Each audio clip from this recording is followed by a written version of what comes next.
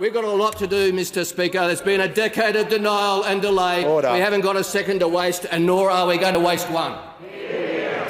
I give the call to... Can you believe that rubbish? And, of course, the Business Council, all this woke lot, it's unbelievable. Well, he may as well enjoy his moment there, because I'm telling you, they are heading for a train crash. And he talks waste. He's wasted his time and hours in saying nothing, except that he's sticking a so-called energy bill into the parliament this week. As I said, this bloke can wave his hands around all he likes. But we now have an Australian Competition and Consumer Commission report this week about a gas crisis. We have no national gas reservation policy, yet gas underpins our economic well-being. It's critical for our manufacturing, and it's a key element in determining electricity prices. But a gas crisis means a scarcity in energy. That means energy bills climb, and that's happening. And that leads to inflation, and that puts pressure on interest rates. Well done, Mr Bowen. What does he say about any of that? Nothing. The trouble is the Bowens of this world have no regard for our prosperity. They worry about ideology. A small group of companies dominate the gas industry, controlling 90% of our supplies.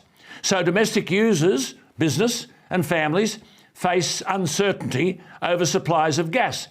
Yet we're one of the world's biggest gas exporting nations. But the Greens want to freeze on new gas development. And our major producers, without a national gas reservation policy, that's reserving gas for our use first before it goes overseas. We don't have such a policy. They're wanting to divert the bulk of uncontracted gas away from the domestic market to take advantage of the high prices on the world spot markets. What about that, Mr Bowen? Then, of course, on top of this, the coal issue. If coal is the problem, why are we exporting it to Japan, South Korea, India and Vietnam? Or do they wash it on the way over there?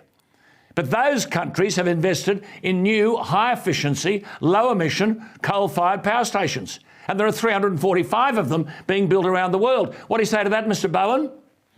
Well, now, look, the heat is on Peter Dutton, the opposition leader, and I hope he's equal to the task.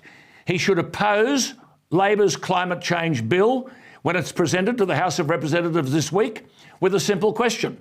Tell us what all of this will cost to the nation, and I'll then tell you how we'll vote.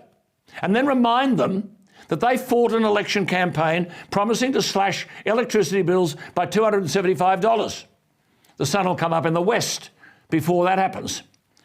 Put simply, on energy policy or climate change, whatever you want to call it, the Albanese government is already in heaps of trouble.